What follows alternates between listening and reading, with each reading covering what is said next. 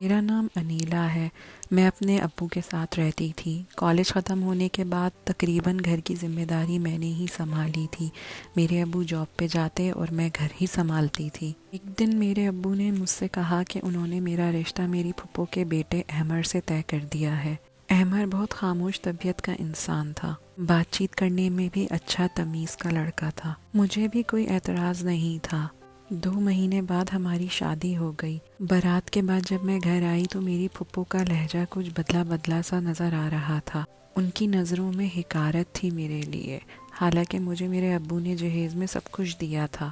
پھر بھی ان کا منہ مجھ سے بنا ہوا تھا۔ مجھے سمجھ میں نہیں آیا کہ کیا ہو رہا ہے۔ اگلے ہی دن سے انہوں نے میری ہر بات کو نفی کی، ہر چیز میں نقص نکالا، ہر چیز کو خراب کہا۔ پھپھو نے مجھے شادی کے تیسرے دن ہی کھانے میں ہاتھ لگانے کو کہا۔ میں نے جتنا کھانا بنایا سب نے بہت تعریف کری، لیکن پھپھو نے اس کھانے میں بہت ہی نقص نکالے۔ وہ ہر چیز پر مجھے تنقید کا نشانہ بناتی تھیں اور مہمانوں کے سامنے بھی میری بے عزتی کیا کرتی تھیں۔ میں اکیلے میں بہت روتی تھی، لیکن پھر خاموش ہو جاتی تھی کہ کیا کروں۔ میں نے احمر سے بھی ڈھکے چھپے انداز میں پھپھو کی باتیں بتائیں، پر احمر نے مجھے ٹال دیا اور کہا کہ چھوڑو، وہ میری ماں ہے۔ میں بھی چپ ہو گئی کہ کہیں ان کو ایسا نہ لگے کہ میں ان کی ماں کی ان سے شکایت کر رہی ہوں۔ ان چند مہینوں میں پھپھو نے میرے ساتھ اتنا برا کیا تھا کہ مجھے لگتا تھا کہ کھانا بھی بنا رہی ہوں تو غلط بنا رہی ہوں، اس میں بھی پھپھو کچھ نہ کچھ شور مچائیں گی۔ میری چھوٹی سے چھوٹی چیز پر پھپھو بہت شور مچاتی تھیں۔ احمر بھی یہ سب دیکھتے تھے لیکن کچھ کہتے نہیں تھے، بس مجھے سمجھاتے تھے کہ چھوڑو، ان کی ماں ہے۔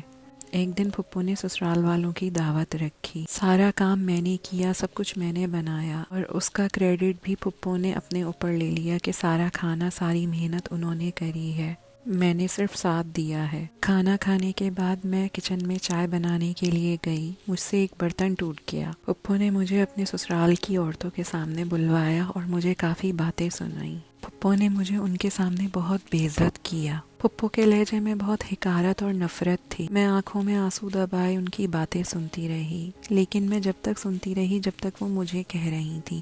پھر وہ میری امی پر آ گئیں۔ جیسے ہی انہوں نے میری امی کو برا بھلا بولنا شروع کیا، میں نے ان کو پلٹ کر جواب دے دیا۔ کمرے میں ایک دم سناٹا ہو گیا، سب لوگ خاموش ہو گئے اور پھپھو بھی حیران پریشان ہو گئیں کہ میں نے ان کو جواب دے دیا۔ خیر، جب مہمان چلے گئے اس کے بعد پھپھو نے گھر میں بہت شور مچایا، بہت چیخ پکار کری، مجھے باتیں سنائیں۔ میں نے بھی ان کو ان کے سوال کے سارے جواب دیے۔ وہ بہت چیخ رہی تھی مجھ پر۔ میرے پھپھا اور احمر بھی آ گئے تھے، لیکن میں ان کے سامنے چپ ہو گئی۔ اپنے پھپھا سے میں نے پھپھو کی شکایت کری کہ انہوں نے میرے ساتھ ایسا کیا۔ پھپھا نے مجھے پیار سے کہا کہ تم اپنے کمرے میں چلی جاؤ، احمر اور میں دیکھ لیں گے۔ پیچھے احمر نے ان کو سمجھایا کہ امی چھوڑیں، آپ اتنا نہ غصہ کیا کریں۔ بات ختم ہو گئی۔ اگلے دن سے پھپھو نے میرا پیچھا پکڑ لیا، مجھے ہر بات پہ کوستی تھیں، برا بولتی تھیں۔ میں بھی ان کا کام الٹا کرنے لگی تھی۔ وہ مجھ سے جو بولتی تھی میں اس کے برعکس جاتی تھی۔ ہر وقت وہ مجھے صرف کوستی ہی رہتی تھی۔ احمر اور پھپھا بھی دیکھتے تھے، لیکن وہ پھپھو کو ہی زیادہ سمجھاتے تھے۔ احمر کے سامنے میں خاموش رہتی تھی، میں کچھ زیادہ بولتی نہیں تھی۔ پھپھو جب احمر سے میری شکایت کرتی تھی تو احمر ہی اپنی امی کو سمجھاتے تھے کہ آپ چھوڑیں، آپ غصہ نہ کیا کریں، بات درگزر کیا کریں۔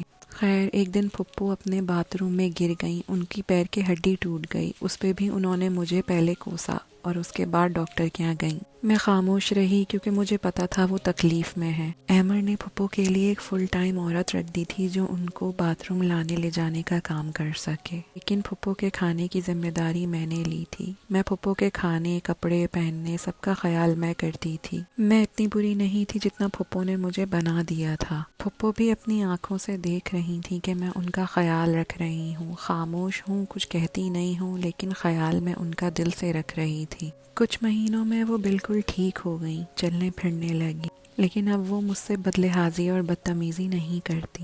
ہم میں ہلکی پھلکی بات چیت بھی ہوتی ہے، اور اب میرے یہاں خوشخبری بھی ہے۔ احمر نے جب یہ خبر پھپھو کو سنائی تو وہ بہت خوش ہوئیں اور پہلی دفعہ انہوں نے مجھے دعا دی اور مبارکباد دی، میرے سر پر ہاتھ بھی رکھا۔ ہمارے گھر کا ماحول اب بہتر بھی ہو گیا ہے، امید ہے کہ آگے حالات اور بہتر ہو جائیں۔ تو یہ تھی آج کی سٹوری جو ہمیں بھیجی تھی انیلا نے۔